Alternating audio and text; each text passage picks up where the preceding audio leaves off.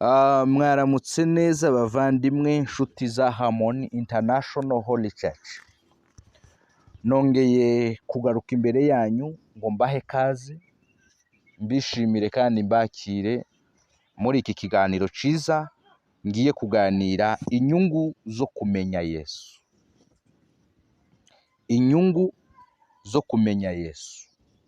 Les avantages de connaître Jésus, cyangwa se the benefits of knowing Jesus Christ. Ndarigira isomo rigufi cyane ariko nkubwire ibintu bigera nko kuri 6 kandi biri mu byanditswe. Ushobore kumenya inyungu zo kumenya Yesu. Inyungu zo kumenya Yesu. Muri Yesaya ibice 7 umurongo wa 14 haravuga ngo nico gituma Uwiteka ubwe ari we uzabihera ikimenyetso. Dore umwari azasama inda, azabyara umwana w'umuhungu, uzamwita izina Emmanuel. Mwibuke ko iri zina Emmanuel bisobanurwa ngo Imana iri kumwe n'abantu bayo. Imana iri kumwe n'ubwoko bwayo. So, hari inyungu muvandi zo kumenya Yesu. Ndabyemera Yesu ushobora kumumenya bisanzwe, uhuye n'abavuga butumwa mu giterane cyangwa se kwiyeretse, mu buryo bwose Yesu ashaka kukwihishuriramwo arabishoboye. Ariko kumumenya bifite inyungu. Kuba waramumenye rero ntuba ufite inyungu ni ikibazo gikomeye cyane. Nkunda kubwira abantu ngo agakiza, kuba womenya Yesu ariko ntubona agakiza, ko ntubona inyungu z'agakiza, ni ikibazo. Nigeze kuguha isomo rigusobanurira agakiza icyo ari cyo. Ntabwo agakiza tuba dukijijwe ibyaha gusa, kadukiza ibyaha ariko tugakizwa n'ibindi bintu byinshi, hafi ya byose. Nako ni byose wifuza gukira urabikira kubera agakiza. Reka tubanze dusome n'ubundi Yesaya ibice 9 umurongo wa 5. Haravuga ngo nuko umwana yatuvukiye, duhawe umwana w'umuhungu, ubutware buzaba ku bitugu bye, azitwa igitangaza, umujyanama, Imana ikomeye, data wa twese uhoraho, umwami w'amahoro. Iyi audio video nyigire ngufi cyane.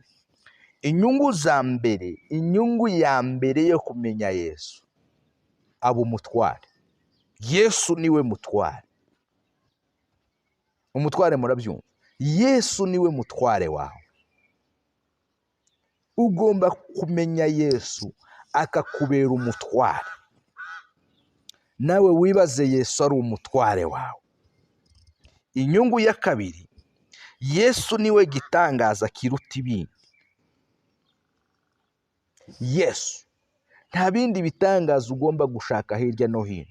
Abantu birirwa biruka imisozi ngo tuje gushaka ibitangaza, ngo tuje gushaka abantu badukoraho, ngo mutembagare mugwe mu ntebe, babatunga amaboko mugwe hasi, ngo ubwo nibwo ubonye igitangaza cya wapi? Urabyuka ukabyuka uri wa wundi. Yesu niwe gitangaza kiruta ibindi. Jesus is the greatest miracle.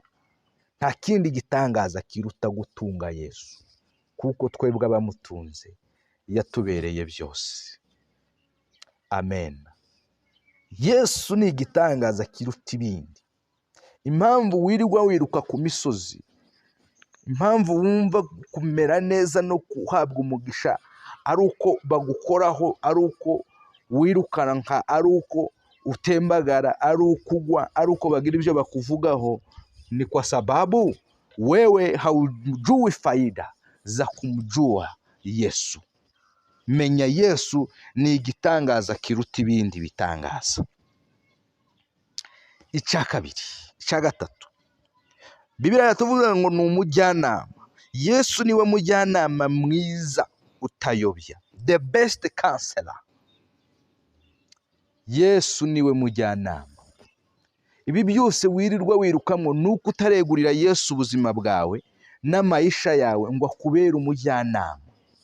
Iyo Yesu akubera umujyanama ntuyobagurika, ntugira ubuzima bwakupanda na shuka, no, ubuzima bwawe buba ari ubuzima bwiza, ubuzima buhagaze neza, ubuzima butayumbayumba, budakubita hirya no hino, kuko Yesu ni umujyanama wawe. Ntiwotunga Yesu ngo usenye urugo, no, ntiwotunga Yesu ngo usenye urugo kabisa. Yesu ntiyakugira iyo nama, ico gihe Yesu uba wamwimuye. Ni urugero nari nguhaye. Yesu niwe Mana ikomeye, the mighty God. Izindi mana wirukaho ni ibigirwamana n'ukuri. Yesu niwe Mana ikomeye. Yesu ni Imana nzima. So ibaze rero utunze Imana muri wowe. Kumenya Imana nibwo buzima, nibwo bwenge.